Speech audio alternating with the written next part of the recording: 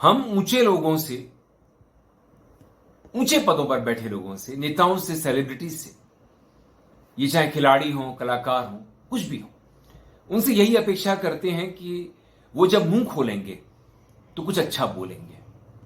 लेकिन अक्सर हमें उनकी जुबान से ऐसे वक्तव्य, ऐसे स्टेटमेंट और पब्लिकली ऐसे भाषण और उनमें ऐसी बातें सुनाई पड़ जाती हैं जो हमें शॉक कर देती हैं, सोचने पर मजबूर कर देती हैं और कई बार शर्मसार भी। क्योंकि हम अपेक्षा इन लोगों से यही करते हैं कि ये लोग ओपिनियन मेकर हैं, समाज में बदलाव के लिए काम कर रहे हैं, तो कुछ बढ़िया बोलेंगे। लेकिन बहुत दफा निराशा ही हाथ लगती है।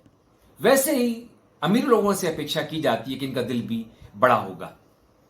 लेकिन बड़े बड़े अमीरों को मैंने छोटे छोटे लालच के लिए गिरते देखा है। आपने भी देखा होगा।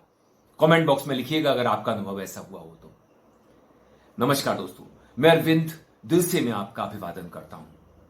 सोनाली फोगाट, 2 दिन पहले उनकी अंतिम क्रिया हुई।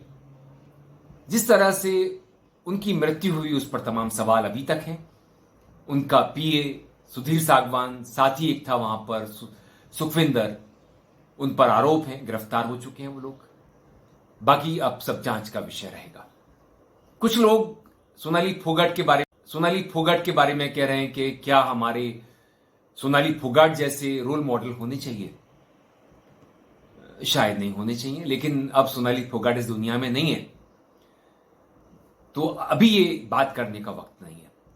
दूसरी बात ये जरूरी है कि सोनाली फोगाट की जो संगत थी सुधीर सागवान की, ये संगत उनको ले डूबी। अक्सर जो चापलूस लोग होते हैं, चमचा टाइप लोग होते हैं, वो जल्दी किसी भी बड़ी शख्सियत के करीब पहुंच जाते हैं और जो सच बोलते हैं, खुलकर बोलते हैं, वो पीछे रह जाते हैं। सुधीर सागवान जो सोनाली का पीए बना, वो ऐसा ही व्यक्ति है, क्योंकि सोनाली के जो रिश्तेदार और उनके दोस्त वगैरह हैं, उनसे इसी तरह की बातें सुनाई पड़ रही हैं कि सोनाली फोगाट जो है ऐसे आदमी के चक्कर में फंस गई जिसकी मंशा, जिसकी इंटेंशन कतई ठीक नहीं थी। चोरी के इल्जाम वगैरह वगैरह। अब तो खैर सोनाली है ही नहीं इस दुनिया में, और उनके परिवार पर जिस तरह का वज्रपात दुखों का टूटा और उनकी बेटी यशोधरा पर जिस तरह का मुश्किल आ पड़ी है, उसकी भरपाई तो समय ही कर पाएगा, क्योंकि समय ही ऐसे घाव की भरपाई कर पाता है, कोई नहीं कर सकता। लेकिन जी न्यूज के मालिक हैं, जी मीडिया के सुभाष चंद्रा, हिसार गए, सोनाली के घर भी गए। उनसे किसी पत्रकार ने पूछ लिया कि क्या सीबीआई जांच होनी चाहिए उनकी मृत्यु की, किस तरह हुई, क्या हुआ। तो सुभाष चंद्रा हंसकर बोल रहे थे, जबकि श्रद्धांजलि देकर आए थे उनके परिवार को, कि हर मामले की सीबीआई से जांच कराना जरूरी है और क्या सीबीआई के पास और काम नहीं है। जिस अंदाज में उन्होंने बोला, उससे मैं तो शर्मसार हुआ कि एक ऐसा व्यक्ति जो बिजनेस में बड़ा कामयाब है और एक मीडिया हाउस लंबे दौर से चला रहा है, जब से प्राइवेट चैनल्स की शुरुआत हुई, उनमें से एक व्यक्ति सुभाष चंद्रा भी थे।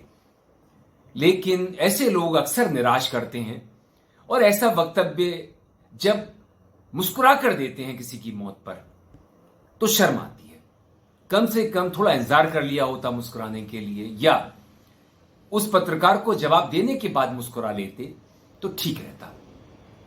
बिल्किस बानो के मामले में एक बात यही है कि उनके जो 11 गुनहगार थे, उनकी रिहाई तो हुई, यहां तक भी चलिए, लेकिन जिस तरह उन 11 लोगों का युद्ध वीरों जैसा स्वागत हुआ, वहीं से बात बिगड़ती चली गई और एक तरह से कलंक सा बन गया। वो तस्वीरें कलंक की तरह से हमें लगने लगी हमारे समाज पर। तो हमें यह ध्यान रखना चाहिए कि हम क्या कर रहे हैं और इसका संदेश कैसा जाएगा समाज में। लेकिन अब इसकी परवाह करता कौन है। दोस्तों, अगर आपको ये मेरा वीडियो पसंद आए तो इसे लाइक कीजिए, शेयर कीजिए, चैनल को सब्सक्राइब कीजिए। मुझे कमेंट बॉक्स में अपनी प्रतिक्रियाएं और मेल आईडी पर जरूर भेजिएगा। मैं इंतजार करूंगा कि आप क्या सोचते हैं इस तरह के लोगों के बारे में, जो लालच नहीं छोड़ पाते, समय नहीं देख पाते कि कब क्या बोल रहे हैं। नमस्कार।